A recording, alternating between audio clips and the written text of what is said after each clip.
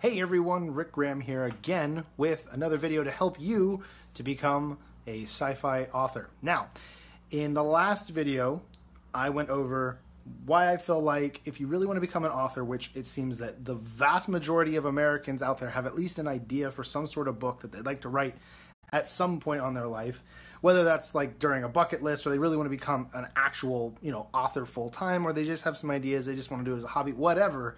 Most people want to write a book of some sort. But I talked about how in my opinion, the best idea to help you get the fundamentals down of writing is for you to practice and write a short story. Now, I believe that the short story should be set in whatever universe or whatever main idea you have, so that way you're kind of already helping to form things as you're going along. But we're going to get into that in other videos. Today, we're going to be talking about my number one rule that I think applies to anything that any sci-fi or fantasy or anybody writing fiction should always keep in mind. The most important rule for us to remember as writers is that we're trying to create an experience for our readers. So if our readers are not having fun, then we have failed as writers. Now, that doesn't necessarily mean that you're writing comedies, or that doesn't necessarily mean that you're writing, just something that's silly or just something that's just off the wall ridiculous, trying to make people laugh. I'm talking about just creating content, telling a story that people enjoy reading, right? I mean, the most amazing thing to me when it comes to writing, in a way, one of the most amazing things is that you are entertaining people, that you are creating an atmosphere, whether it's written words or you're a video creator or you're a stand-up comedian or you participate in plays, whatever you're doing that's not, real life type stuff. I mean, you're creating an atmosphere for people to be entertained and to have a break from the craziness of life. I mean, we all deal with a huge list of stresses, whether it's, we're trying to raise our kids, or we're going to school, or we're looking to get married, or we're trying to get, further in life financially, or, just all these huge struggles and hurdles that we're going through on a daily basis, year after year after year. And in America, a lot of us use, movies or TV. A lot of us use video games, music. We have books. We have a lot of different ways that we're entertained, and basically it creates an opportunity for us to just pause real life for a little bit, step away into something, some other universe, some other variation of Earth, or just some place where people are just having a good time, and we just want to be there kind of with those characters, and then we come back to things. And, for a long time, for myself, I fought not wanting to be an entertainer, because I wanted to do something that actually I felt like meant something. I wanted to be part of something that was actually out there helping people. And then,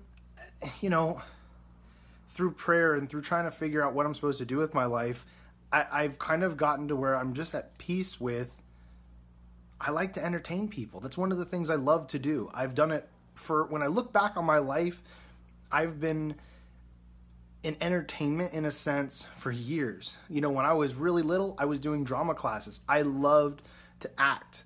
And then as I started to get a little bit funnier, I loved to get people to laugh when I'm doing the acting.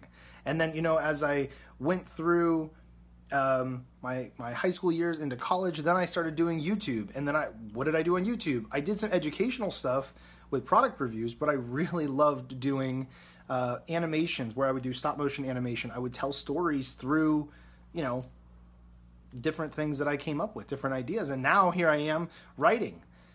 I've been entertaining people for a long time, but I kept fighting that, thinking, okay, I need to do something meaningful.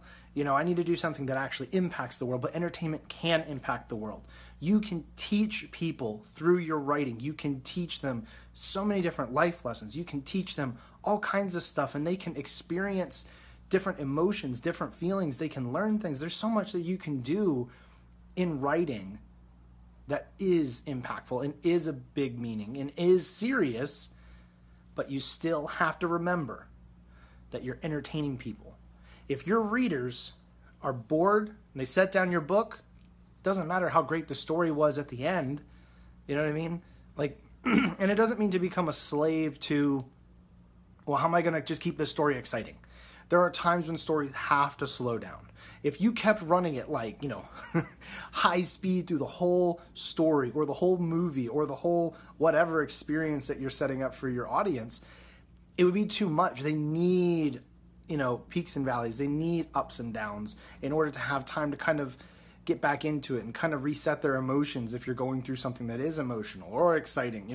You can have something that is too exciting for too long, and you can have something that's, as we've all seen, I'm sure, you can see things that are too boring for way too long. If things are slowing down, that's a really good opportunity for you to work on your dialogue, because then dialogue in between characters, even though there's not maybe like crazy combat or crazy space battles or something like that for action, the dialogue is interesting enough to keep people reading, but it isn't, high intensity. It's still enjoyable. And you know what? At the end of the day, one of the things, as I wrap this up, that I always ask anybody who reads any of my content, ever, if anybody reads any of my stories for Revelations, I ask them, what did you think of the story first? I don't care if my grammar was bad. I don't care if my spelling was bad. I don't care if, some of the characters were boring. I don't care about any of that. Nothing matters except, did the reader have a good time? Did they read the story and enjoy it? And I've had stories that, that add on a bad note with catastrophe. I've had stories that end on a high note where it's like, yeah, they succeeded, they were victorious. So I've tried to do different things to test things. And at the end of the day, the only thing that matters to me as a writer is, did I entertain you? If I fail at that, then everything else doesn't matter. Doesn't matter how great my cover looks, doesn't matter how affordable my book was, doesn't matter how well I did the marketing, doesn't matter how well it was written. If at the end of the day, if my reader thought it was boring, then I messed up. Now, as one little caveat, you're not going to be able to make everybody happy. You're not going to be able to tell an amazing story that everybody in the whole world thinks is amazing. There are going to be people that just don't like it, and that's okay. But if like every single person who touches that story and says, man, that story just didn't click for me. I couldn't get into it. It was too slow. It was just too boring. It was too dull. Whatever. Maybe go back and try to see if you can spice it up a bit, or be okay with that and be like, okay, I'm going to learn from that. What did I do that wasn't so good? What were the things I did do that were really good? And I'm going to apply that to the next one. And you just keep on going. It doesn't mean to quit. Just my number one rule. Always make sure that the reader is having fun. If everything that's happening either is building up to excitement or is excitement in the moment. And that doesn't mean, like I said, it doesn't have to be high action. You could write a crime thriller set on the moon, and it could be very exciting. It could be one of those things where you're like, man, I'm reading it, I can't put it down.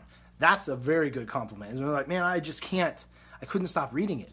You hit onto something there for a bit, which is great. All right, so anyway, facebook.com/whitelightmedia. I'm sorry, no, Learn to Write Sci-Fi.